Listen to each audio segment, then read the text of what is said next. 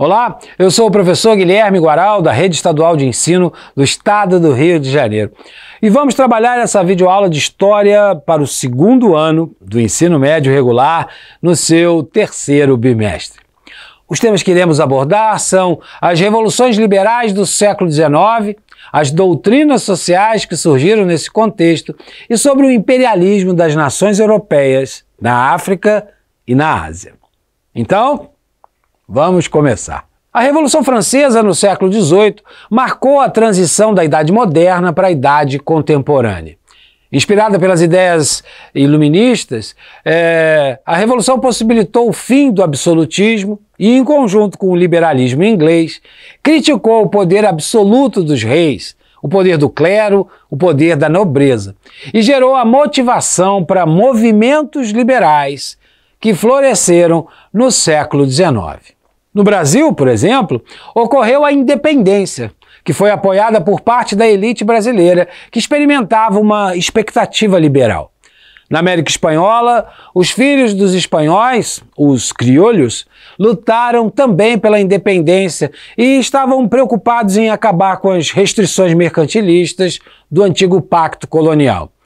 Esses fatos estavam relacionados com o momento revolucionário que foi originário na Europa e influenciou e refletiu na América naquele período histórico. Com a derrota definitiva de Napoleão em 1815 e as determinações do Congresso de Viena, espalharam por toda a Europa os ideais revolucionários que tinham como marcas fundamentais o liberalismo e o nacionalismo. Como exemplo dessas revoluções, na década de 1820 ocorreram a Revolução do Porto, em Portugal, Revolução de Cádiz, na Espanha, e a independência da Grécia. Na década seguinte, 1830, início do processo da unificação italiana, a independência da Bélgica, e os franceses, que derrubaram o Carlos X quando a monarquia tinha sido restituída na França, foram marcas das revoluções liberais na década de 30, e que no Brasil apresentou várias manifestações contra o governo de Dom Pedro I, que acabaram resultando em sua abdicação do trono em 1831. Em 1848, os movimentos foram tão intensos que foram batizados como a Primavera dos Povos. Quando ocorreu a derrubada de outro monarca francês, o Filipe de Orleans, e teve início o processo de unificação da Alemanha. E em vários países europeus, as classes populares passaram a reivindicar melhorias nas condições de vida e o maior respeito aos seus direitos como cidadãos. O nacionalismo também esteve associado ao liberalismo em vários desses movimentos durante o século XIX. Nesse cenário de muitas transformações sociais, provocadas pelas revoluções políticas, a Revolução Industrial, no século XIX, acarretou uma série de doutrinas de caráter social. Diversos intelectuais procuraram chamar a atenção para o aumento da pobreza, da exploração, o aumento da miséria que muitos indivíduos estavam vivendo por conta da expansão do processo de industrialização e do avanço do capitalismo.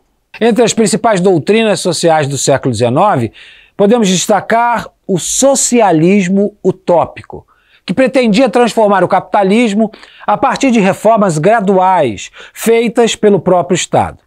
Seus principais pensadores foram Saint-Simon, que propunha uma sociedade planejada pelos intelectuais e pelos cientistas, Charles Fourier, que propôs os falancérios, seriam comunidades intencionais, planejadas a partir de grandes construções, onde viveria uma comunidade com uma organização harmônica própria, sem lideranças, sendo descentralizada, onde cada um trabalharia de acordo com suas paixões e vocações.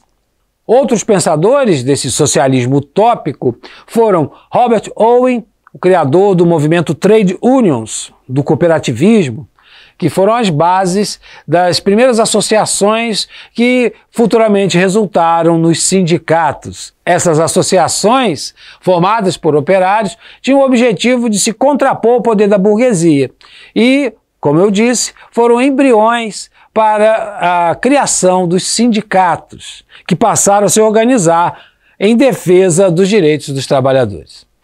E temos também Louis Blanc, que propunha a criação de oficinas nacionais. Ao invés de pertencer à iniciativa privada, pertenceriam ao Estado. Outra corrente de doutrinas sociais foi o socialismo científico, que pretendia eliminar o capitalismo pela via revolucionária, fazendo a substituição pelo socialismo e depois pelo comunismo puro.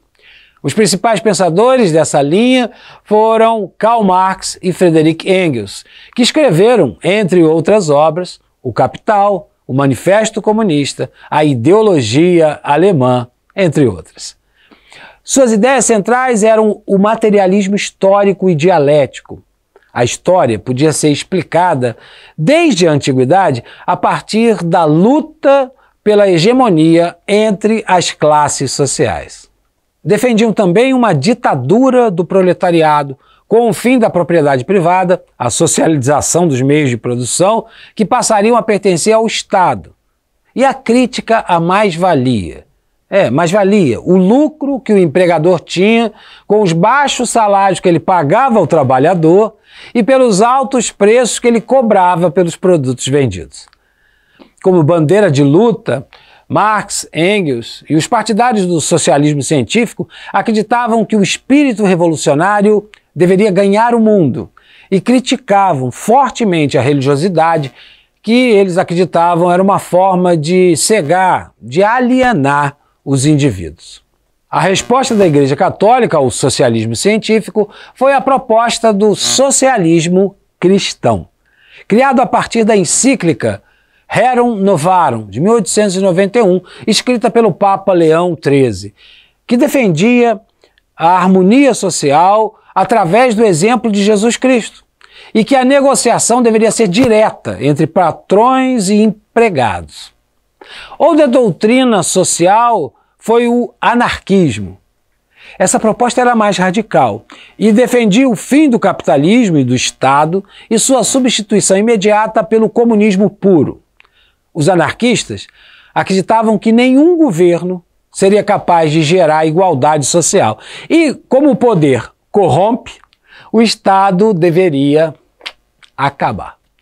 A sociedade seria autogovernada e as decisões seriam sempre regidas pela vontade da maioria.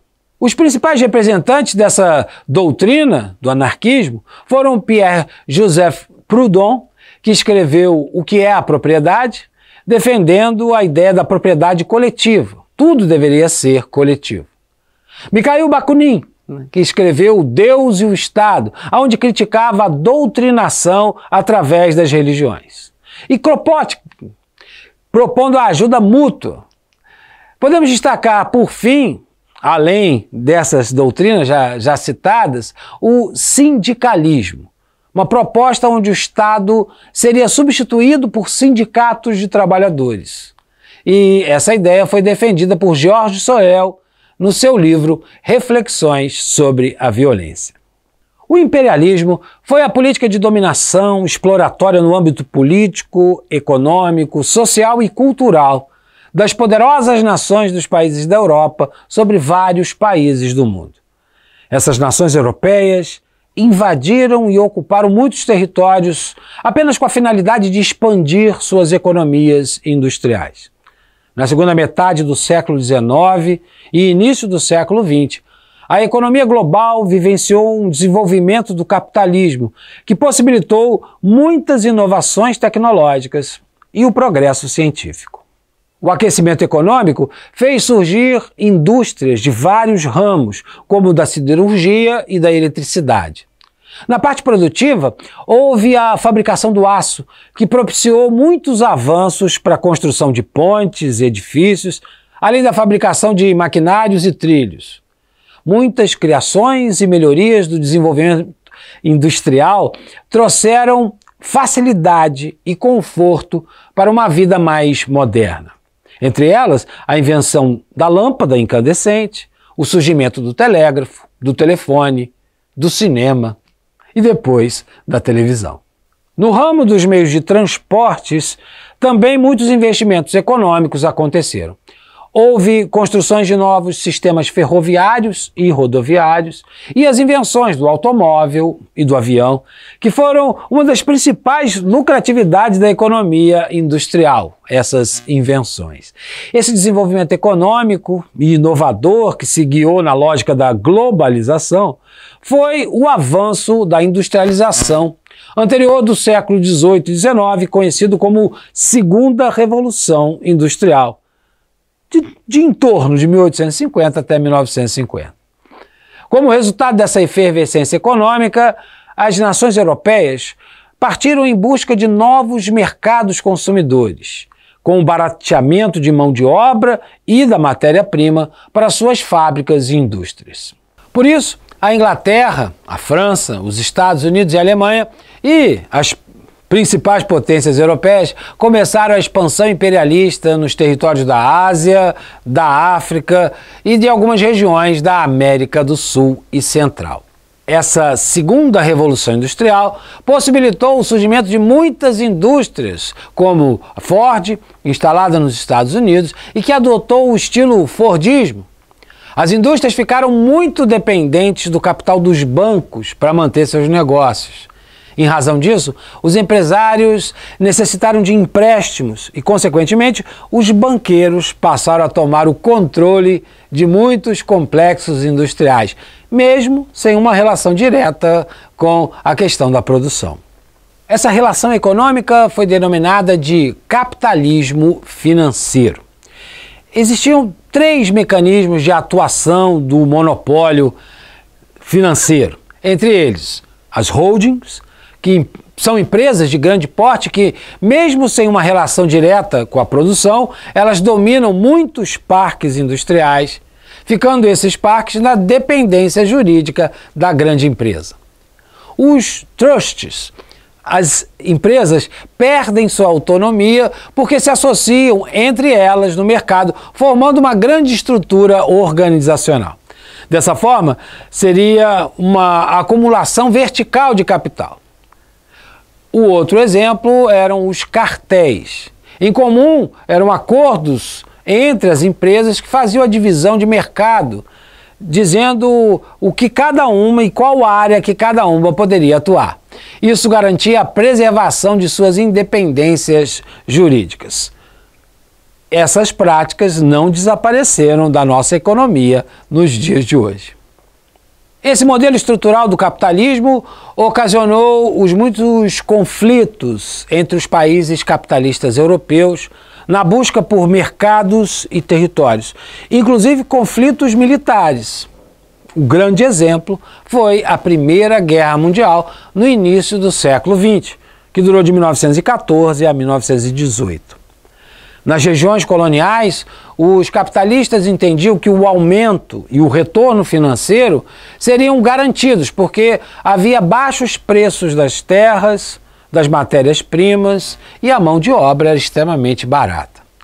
Assim, eles exportavam seus lucros excedentes para os territórios dominados dos continentes africanos, asiático e americano, que se tornaram novas áreas fontes de grande lucratividade para as potências europeias. Os banqueiros e os capitalistas, donos de indústrias e fábricas, aliaram-se na política imperialista, na prática de dominar territórios e controlar muitas áreas de influência. E com a expansão de novos mercados consumidores, assim passaram a vender seus produtos industriais. E o lucro estaria assegurado. Sob a argumentação de deixar o conforto de seu lar e de sua família, além de melhorar as condições de vida dos povos primitivos, a ação imperialista mascarou em muito o seu verdadeiro objetivo, que era obter lucro a qualquer preço. O entendimento de processo e desse processo civilizatório das nações brancas e dos europeus originou em ideologias imperialistas que serviram apenas para justificar a dominação etnológica. Europeus civilizando, administrando e colonizando regiões da África e da Ásia. As argumentações eram as seguintes: o etnocentrismo, os capitalistas disseminavam a ideia de que existiam povos superiores em relação a outros. E, nesse caso, as nações europeias eram as soberanas. Outra teoria que aparece é a questão do racismo. Os imperialistas fizeram adaptação no âmbito social da teoria da evolução das espécies, com a seleção natural de Charles Darwin, e esse darwinismo social servia para justificar a concepção de que somente os países de população branca, europeia, que era instruída, seriam capazes de civilizar o continente africano e o continente asiático. Aqui terminamos nosso encontro, onde falamos sobre as revoluções liberais do século XIX, as doutrinas sociais que surgiram nesse contexto e sobre o imperialismo das nações europeias na África e na Ásia.